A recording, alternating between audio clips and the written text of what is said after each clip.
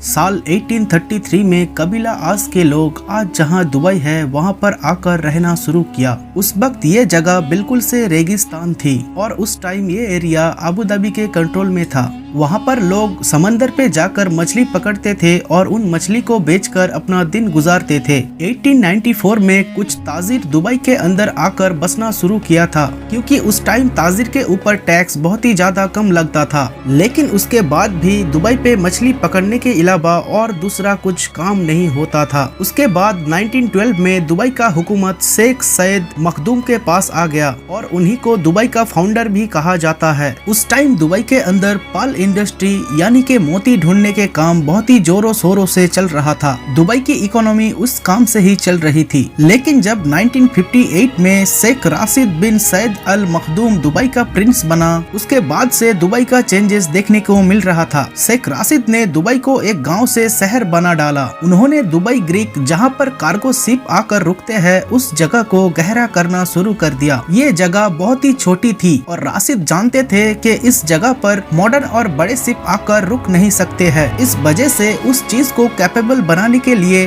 उन्होंने इस जगह के ऊपर बहुत ही ज्यादा इन्वेस्ट करना शुरू कर दिया था, जो कि दुबई का सालाना आमदनी से भी ज्यादा पैसा था। और तो और इसके लिए उन्होंने कर्जा तक ले लिया था, जो कि ये एक बहुत ही बड़ा रिस्क था। लेकिन शेख राशिद जानते थे एक दिन इस जगह के बदले दुबई की इकोनॉमी पर बहुत ही बड़ा चेंजेस देखने को मिलेगा और ये प्लान काम भी आ गया। अब दुबई के अंदर बड़े बड़े बहरी जहाज भी आकर रुकना शुरू हो गया, जिसके वजह से दुबई के गोल्ड मार्केट भी फैलना शुरू हो गए थे। शेख राशिद अक्सर इंग्लैंड और यूरोप जाया करते थे और वो वहाँ पर बनाए जाने वाली इंफ्रास्ट्रक्चर को देखकर बहुत ही खुश होते थे। खास करके लंदन के सड़क और लंदन पर बनाए जाने वाली अंडरग्राउंड रेलवे सिस्टम उनको बहुत पसंद आते थे। उनके दिल में ये ख्वाहिश थी कि दुबई भी एक दिन ऐसा मॉडर्न शहर बन जाएगा और शेख राशिद ने दुबई को एक मॉडर्न शहर बनाने का काम शुरू कर दिया। साल 1959 में दुबई में एक मॉडर्न एयरपोर्ट भी बनवा दिया गया, जो कि दुबई के लिए एक बहुत ही बड़ा प्रॉफिटेबल चीज था। और साथ ही उन्होंने इलेक्ट्रिक लाइन, टेलीफोन सप्लाईज और गुड्स वगैरह बना रहे थे।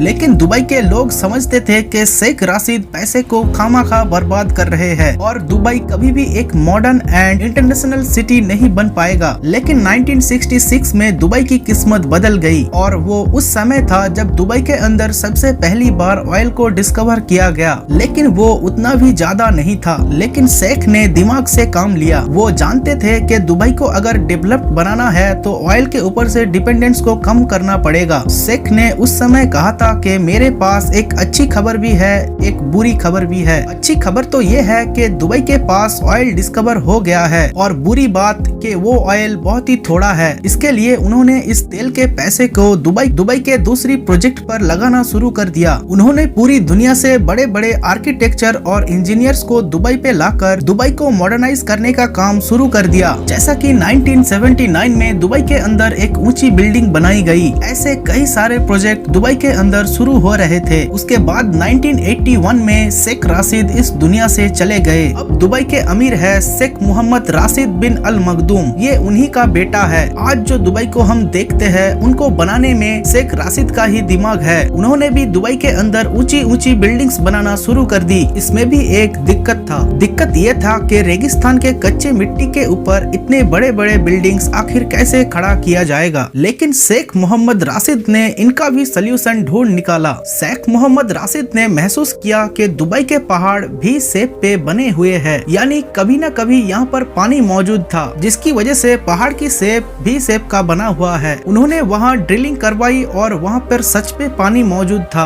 और ये पानी दुबई के ऊंची ऊंची बिल्डिंग्स को खड़ा रखने में काम आया। जहां पर बाकी अरब कंट्रीज अपने तेल के पैसे से अपने देश को चला रहा है, वही शेख मोहम्मद राशिद जानते हैं कि दुबई को तेल पर जिंदा रखा नहीं जा सकता है। आज भी ऑयल दुबई की इकोनॉमी के सिर्फ 1% कंट्रीब्यूट करता है। बाकी के 99 पैसा दुबई के बिजनेसेस एंड टूरिज्म से आता है। उन्होंने दुबई के अंदर ऐसा चीज बनाना शुरू कर दिया जिसके वजह से पूरी दुनिया का ध्यान दुबई के तरफ अट्रैक्ट हो गया। जैसा कि दुनिया के सबसे ऊंची बिल्डिंग बुर्ज खलीफा, दुनिया के बड़े बड़े मॉल्स में से दुबई मॉल, आलीशान होटल्स और आर्टिफिशियल आइसलैंड। दुबई की एयरलाइंस एमिरेट एयरलाइंस दुनिया के सबसे बड़ी एयरलाइंस में से एक है। ये सारा अट्रैक्शन जो लोगों को दुबई की तरफ खींच कर लाती है। दुबई पे बहुत सारा फ्री जोन्स भी है जहाँ पर हर तरह के टैक्स को छोड़ दिया जाता है, जिसकी वजह से दुनिया के बड़े बड़े बिजनेसमैन भी बिजनेस करने दुबई आते हैं। और ये फ्री जोन्स दुबई के इकोनॉमी के 20% हिस्से बनाते हैं, जहाँ पर करीबन 1.5 करोड़ लोग नौकरी करते हैं। आज दुबई पे 80% लोग ऐसे हैं जो कि बाहर के कंट्री से आकर दुबई पे सेटल्ड हुआ है। आज दुबई पे ऐसे भी लोग हैं जो बाहर से देश से आकर मेहनत करके पैसा कमाते हैं और अपने प्यारों को पैसे भेजते हैं। दुबई पे वो हर सारा चीज मौजूद है जो कि बड़े बड़े मिलीनियर्स और बिलीनियर्स को अपने तरफ खींच कर लाती है। और ऐसे ही मछुआरा का गांव कहा जाने वाला दुबई एक स्मार्ट एंड मॉडर्न सिटी में कन्वर्ट हो गए। आपको दुबई का कहानी सुनकर कैसा लगा जरूर से कमेंट करके बताना। अगर आप जानना चाहते हैं कि कतर इतना रीच क्यों है तो इस वाली वीडियो के ऊपर क्लिक करें। ये वीडियो पसंद आए तो वीडियो को लाइक कर देना